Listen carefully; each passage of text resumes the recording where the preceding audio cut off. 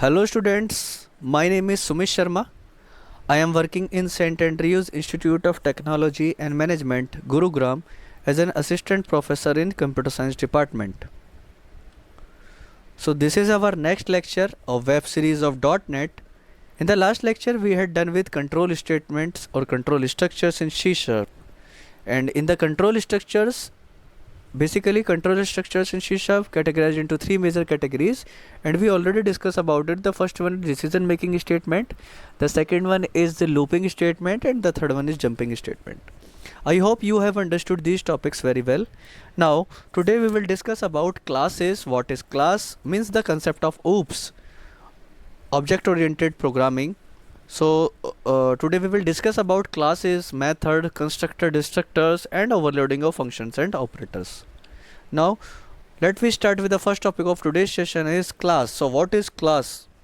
So basically it is a collection of data and methods in a single unit. Means the methods are called member methods of a class and data is called member data of a class. So basically a class represents a group of similar objects. As in the given diagram, we have three objects of a similar types. That's why it is put in a same class. Okay, so class is a way to bind data and methods in a single unit. A class is a fundamental unit of program structure in C#. So classes provide the benefit of reusability in addition to holding data and methods together. The same class may be used in several applications. A class is a specification of how to construct objects from the same class. It is a type of blueprint or prototype from which individual objects are created. When we can say a class is a template that describes the kinds of state and behavior that objects of a type support. So normally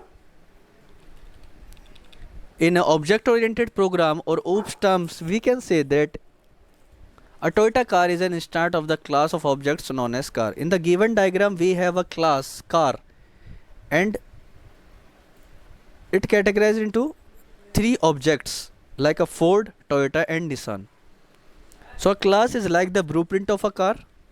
Using this blueprint, you can build as many cars as you like.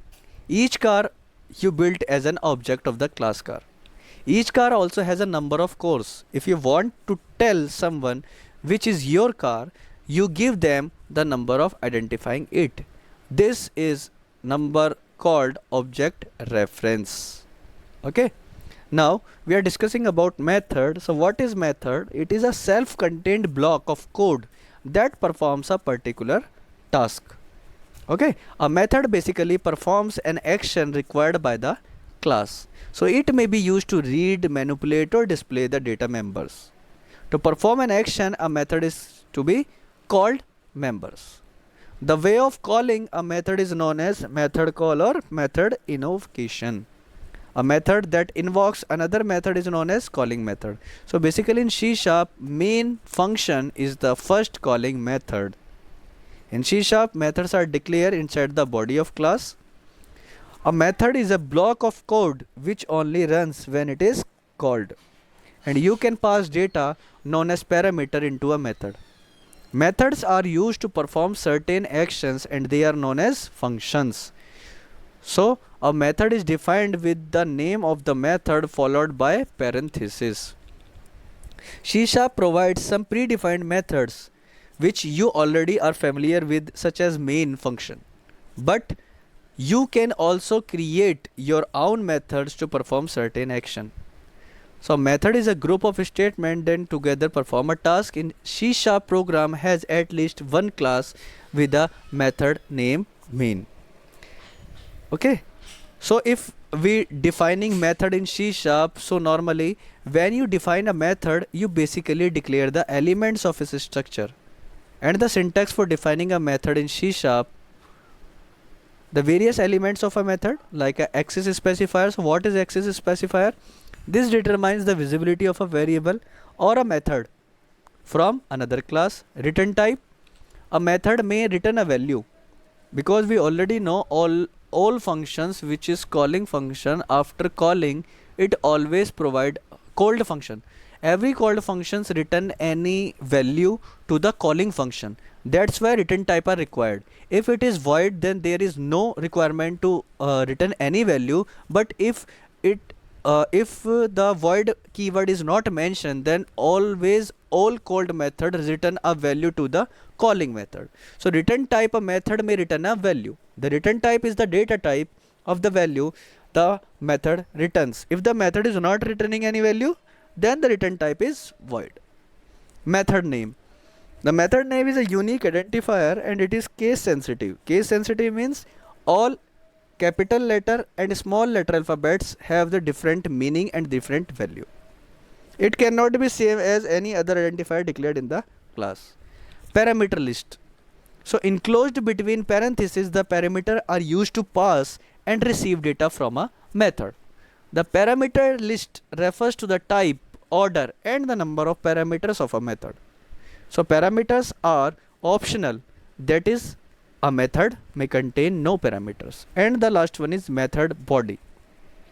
So method body contains the set of instructions needed to complete the required activity.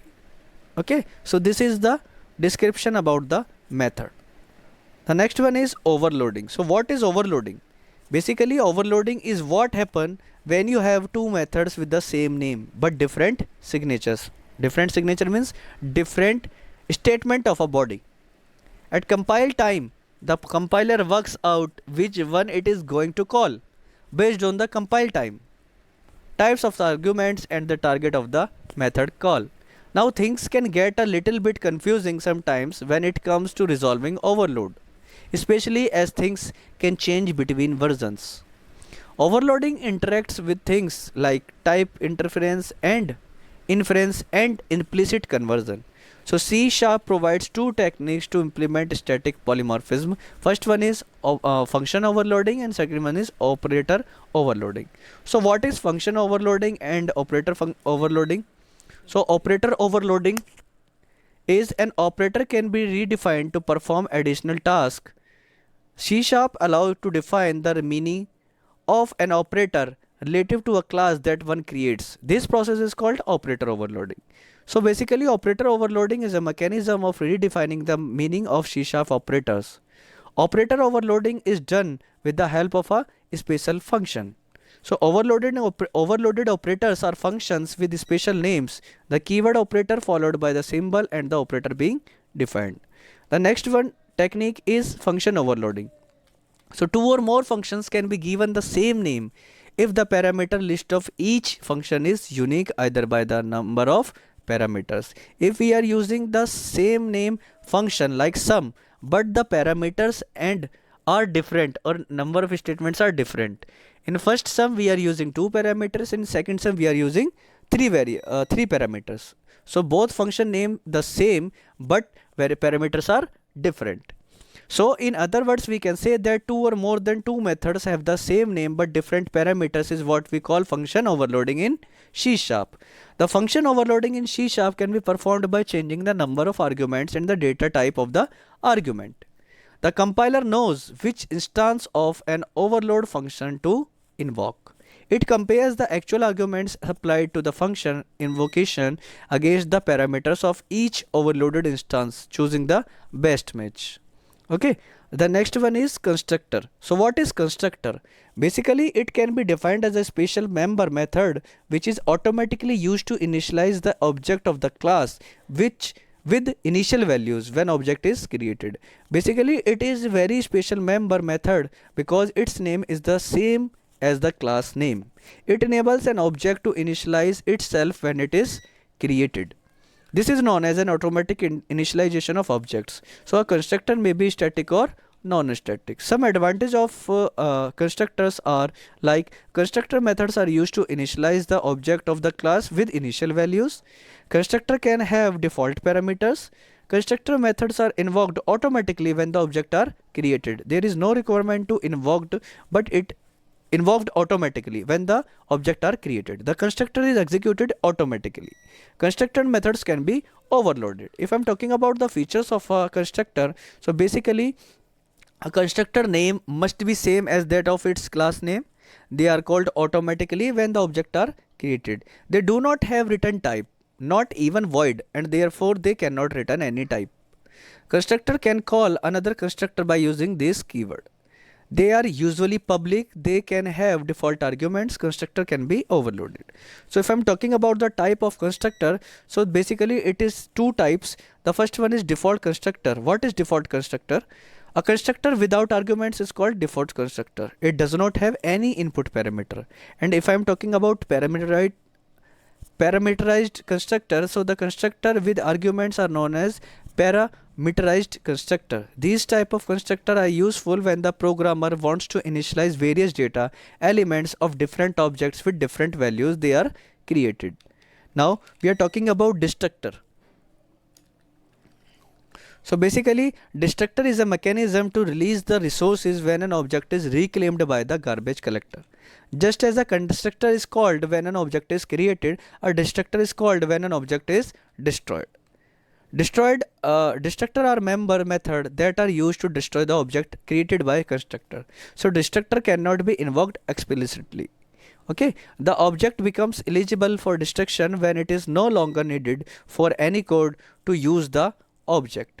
So it also have some advantages like memory is automatically reclaimed with a garbage collector. So a destructor in C# is solely used for non-memory resources.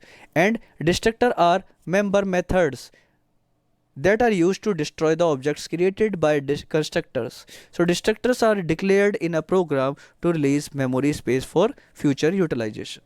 If I'm talking about overloaded constructor, so the constructor overloading is a technique to create multiple constructor with different set of parameters and different number of parameters. Overloaded constructor allow us to use a class in a different manner. Okay. Now I am going to provide you some important questions based on today's topic so that you will get an idea that which type of questions come in university exam from this topic. The first question is what is class? Then what is a method?